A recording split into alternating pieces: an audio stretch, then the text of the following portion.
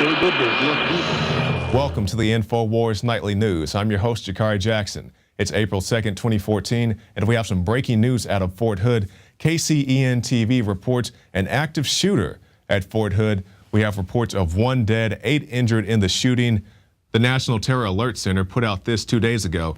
FBI military hunt ex-Army recruit suspected in plotting Fort Hood-inspired jihad.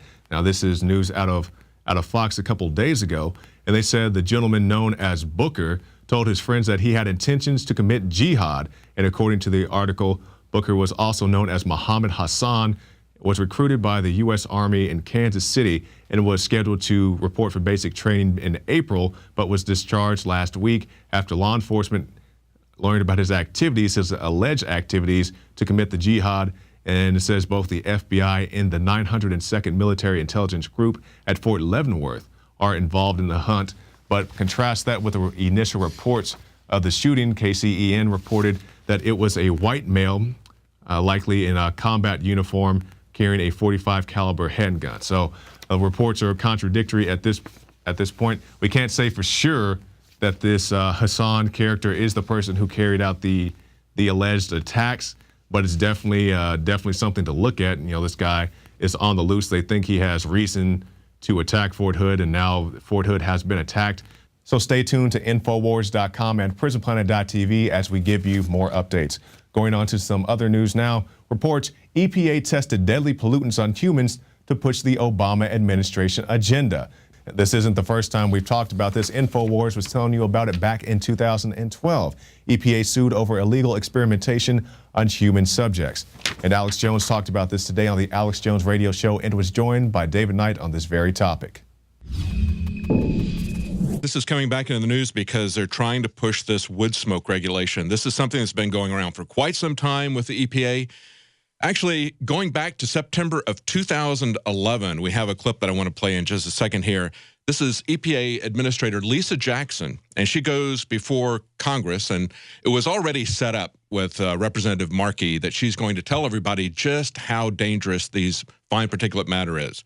Let's go to that clip. Yeah. Cumulatively, what are the benefits of cleaning up particulate matter?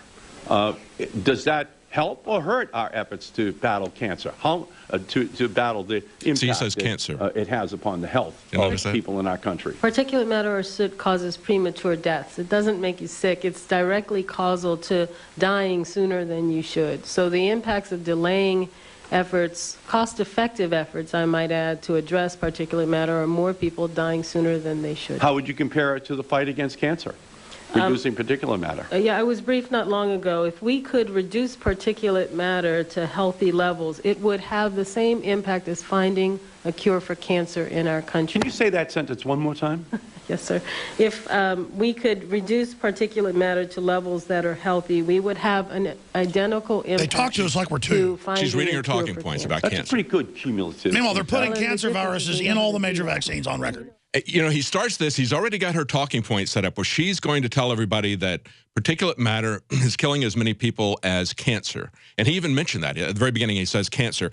And so then she repeats that claim. Now, at the same time she's giving this congressional testimony, the EPA in North Carolina, at the University of North Carolina, is hooking people up to diesel exhaust fumes out of a diesel truck. They got a pipe running in, they put them in a little closed room, and they put a mask over their face, and they're feeding them diesel fumes. And they lie to them and tell them it's safe. Exactly. Now, so that happened now in September of 2012. So that congressional testimony was 2011. At the time, they're exposing people to levels that the EPA has already said were fatal. They're 50 to 70 times, in some cases higher than that, levels of exposure to this that they've already determined were fatal.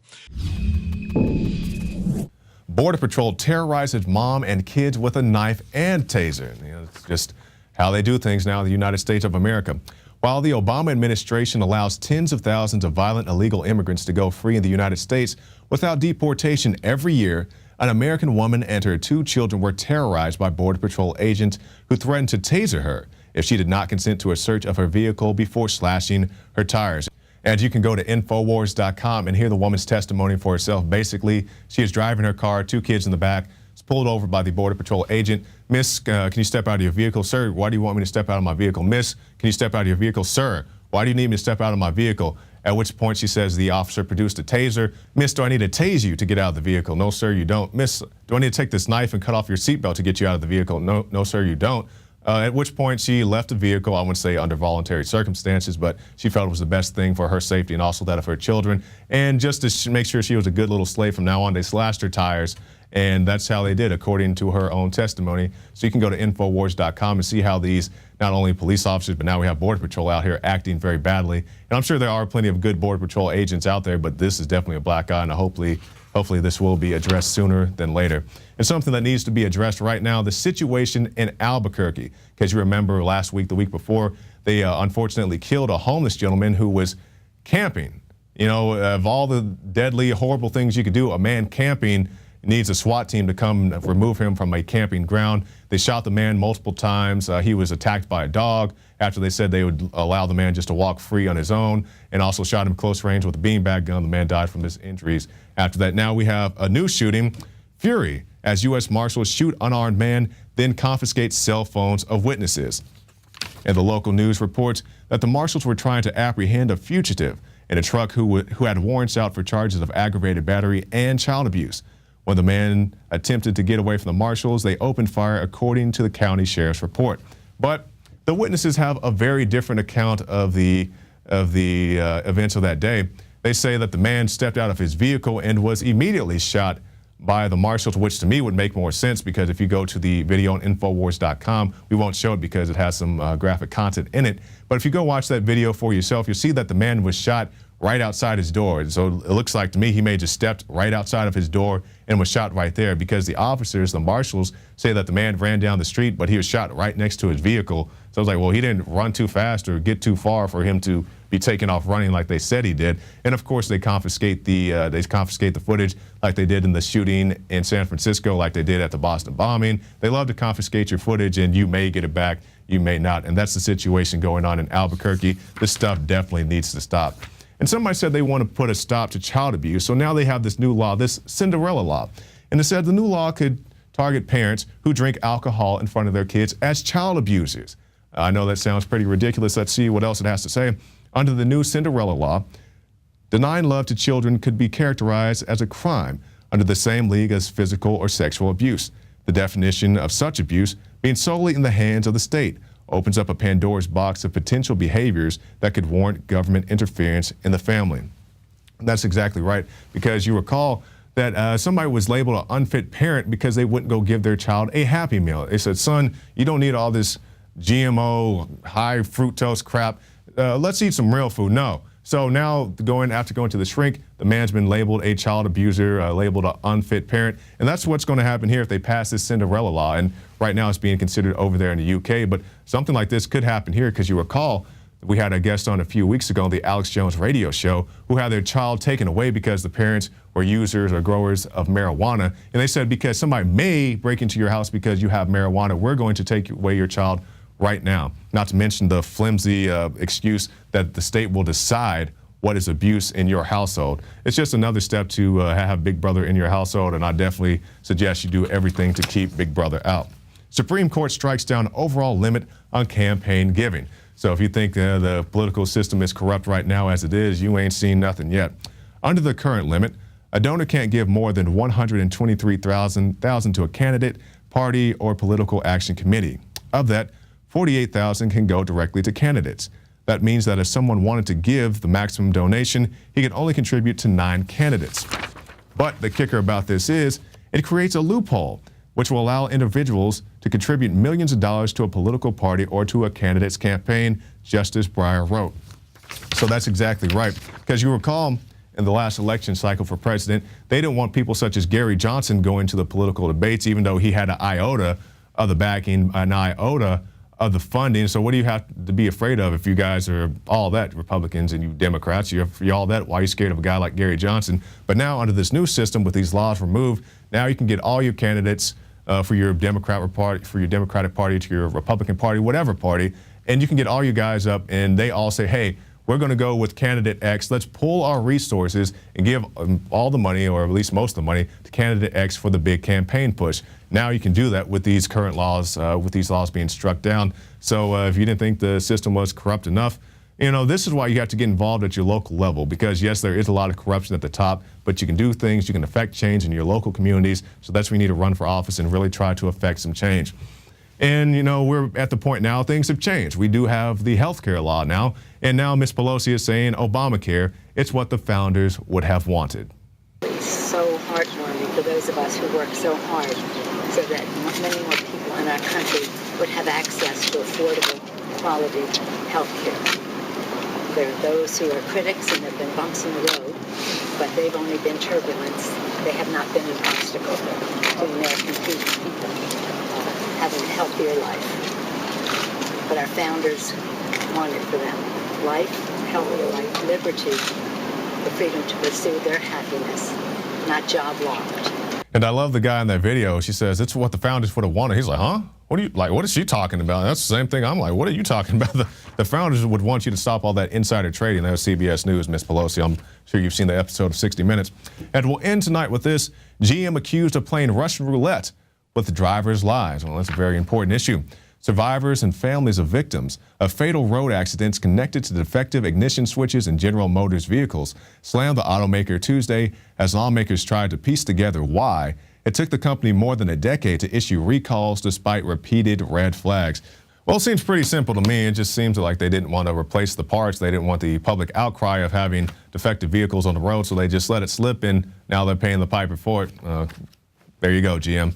Well, that's it for this segment of the Infowars Nightly News, but the show is far from over, because after this break, we'll have a special report from a true feminist, Leanne McAdoo. She's talking about some of the shenanigans going on at your major networks. And then also after that, I'll have my preview of X-Men Days of the Future Past. And you say, like, why would you spend time talking about a comic book? Well, if you go watch this movie or you see the trailer, a lot of the things that these guys wrote back in the 1980s as fictional police state measures are now real-life, true working things. And if you're skeptical of that, stick around and see that. It seems like these guys need to pay these comic book writers royalties. They need to pay Chris Claremont. They need to pay Alan Moore, who does Watchmen and V for Vendetta, because they were ripping off straight from the comic books. And we have something at the Infowars shop that's not a comic book. It's the new Infowars magazine. This month's edition is The War on Women. You can see the modern day Maryland. I'm personally a fan of women who don't look like Chris Jericho and drag, but, to each his own. You can get the Infowars magazine at the InfoWarsShop.com. It funds our broadcast. And another thing that funds our broadcast is PrisonPlanet.tv. You can get yourself a 15-day free trial. You can get the Alex Jones Show, the rants, the nightly news, the special reports, all that on PrisonPlanet.tv. So stay tuned after this break for more special reports.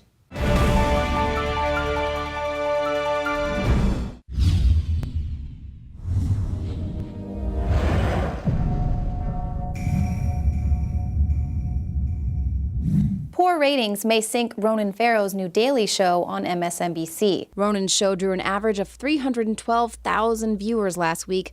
Pretty dismal for someone pegged to be a major TV personality. Now, it may just be that Ronan's anchored to a sinking ship. MSNBC is tanking overall, losing nearly a quarter of its primetime audience in 2013. And following a similar loss in 2012, MSNBC has the smallest audience since 2007. Perhaps Ronan's show is tanking because he was given a primetime show without much training. Kind of like another actor with poor job performance and dismal approval ratings. After his candidacy was endorsed by the departing senator in 1996, uncontested and inexperienced Barack Obama rose quickly through the ranks of the Illinois State Senate.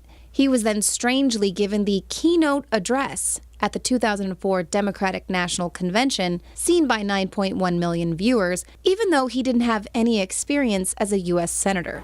Tonight is a particular honor for me because, let's face it, my presence on this stage is pretty unlikely. 4 years later, he was elected president of the United States of America. And then 9 months after the election, Obama was given the Nobel Peace Prize. But back to Ronan Farrow's manufactured celebrity. The theory was that Farrow would bring his 245,000 Twitter followers with him to television, but that hasn't happened. Perhaps it's because his Twitter followers are mostly fake spam bots. A quick check from Twitter audit shows that less than half of Ronan's followers are real. Maybe that's why they're not watching. 26-year-old Ronan Farrow, who, without ever hardly even having a paying job, was given his own primetime television show practically overnight. He graduated school at 15, he went to Yale Law School at 16, and then he became a Rhodes Scholar. Special Representative to Afghanistan and Pakistan Richard Holbrooke appointed a then 21-year-old Farrow as NGO liaison working in Pakistan. Humanitarian officials, taken aback by the appointment at the time, said, "You have seasoned, experienced NGO officials dealing with some very sensitive foreign policy and humanitarian aid issues whose main contact in Holbrooke's office is a 21-year-old whose experience has been traveling to southern Sudan with his mom." Ronan was also appointed Hillary Clinton's special advisor for global youth issues. Farrow's appointment and the creation of the office were announced by Clinton as part of a refocusing on youth following the Arab Spring revolutions. And with that, Obama administration insider Ronan Farrow's orchestrated rollout commenced. He became the youngest host on MSNBC with his own daytime show. And much like Obama's puzzling Peace Prize, Farrow was awarded an Excellence in Journalism Award a mere 48 hours after he became a journalist. So is Ronan Farrow just an overachieving boy genius or a well-positioned puppet? As The Guardian points out, the discussion of Ronan Farrow as future presidential material, a prominent theme in the New York Times profile of the star, makes him seem like a new sort of Manchurian candidate, which is interesting since the star of that movie, Frank Sinatra, is rumored to be Farrow's father. Rallying a nation of television viewers into hysteria to sweep us up into the White House with powers that will make martial law seem like anarchy. And you thought he was just Rosemary's Baby. As predicted in Obama Deception in 2009, these Manchurian candidates' sole responsibility is to sell the public on the globalist agenda. They're called Generation O, and they were the key to Barack Obama's White House win. During the campaign, Barack Obama used the internet like no other candidate before him, harnessing the energy of millions of his supporters. But the question now is, what to do with this young, eager, energetic army? It was the scope of Obama's victory that was most impressive. In summation, Barack Obama is a Madison Avenue created fad. All of the crazed Obama worship, being pushed by the corporate media, is scientifically designed to capture the public in a net of peer pressure mass euphoria. If the New World Order can just distract the public for a few more years, the elite can finish constructing their police state control grid. And now the globalist left is laying the foundation for yet another manufactured Madison Avenue creation. He's primed for political office, he can read from a teleprompter, and he is ready to take the globalist agenda to the next signpost whenever he's called into the political spotlight.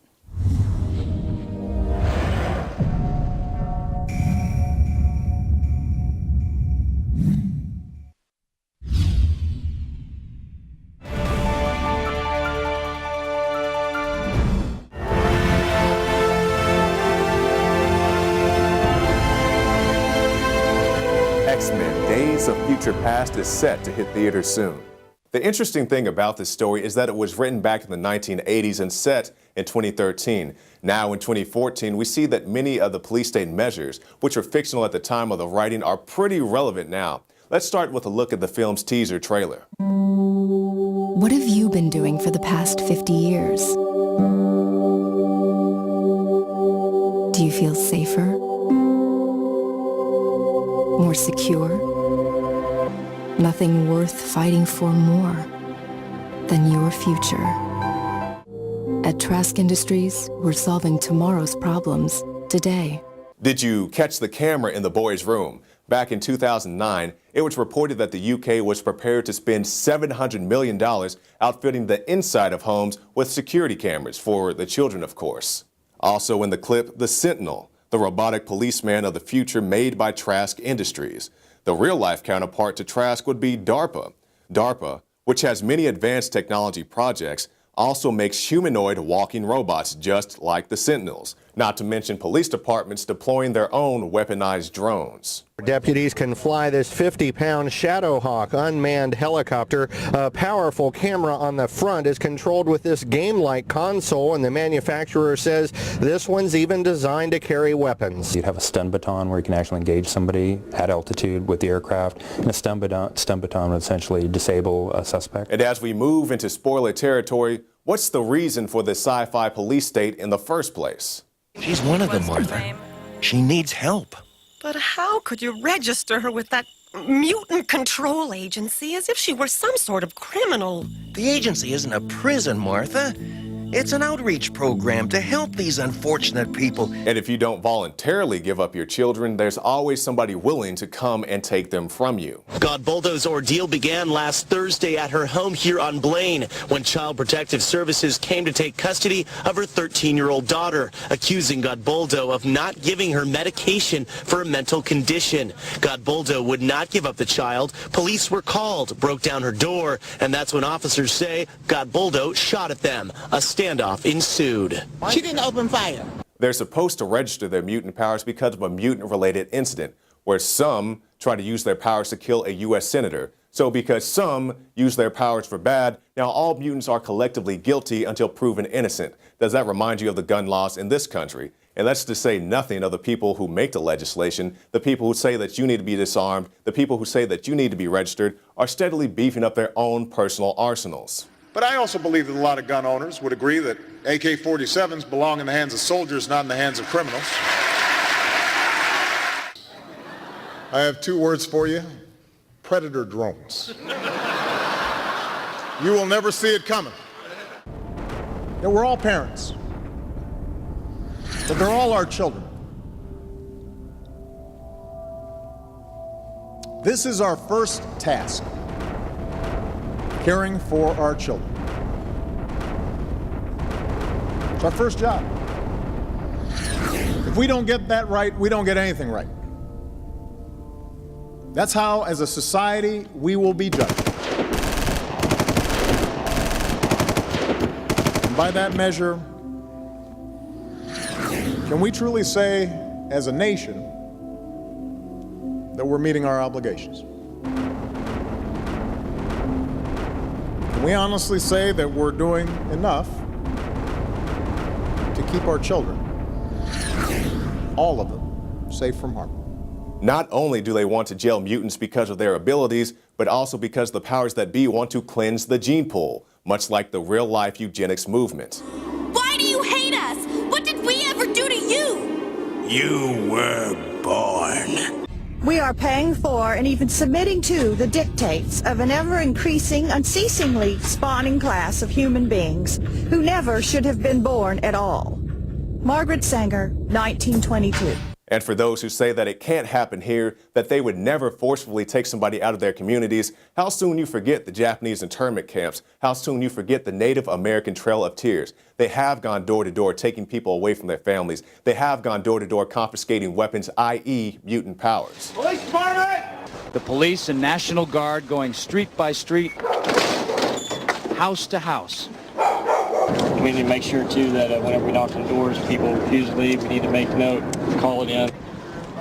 They say there are no orders to use force, just strong persuasion, sometimes entering open houses with guns drawn, and instructions to disarm anyone inside. While we live in a world free of mutants, we do not live in a world free of the police state trappings of a comic book from the 1980s. That should tell you something about our society. And for those of you searching for a true spoiler, I'm pretty sure Storm dies in this movie because in the comic book she dies by being stabbed by a sentinel, and if the trailer is any indication, the same thing is going to happen in the film. Keep watching Infowars for the crew review of Captain America: Winter Soldier, and as always, you can find more reports on Infowars.com.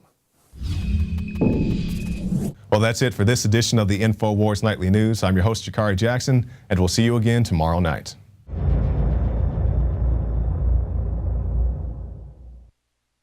Introducing Pro One.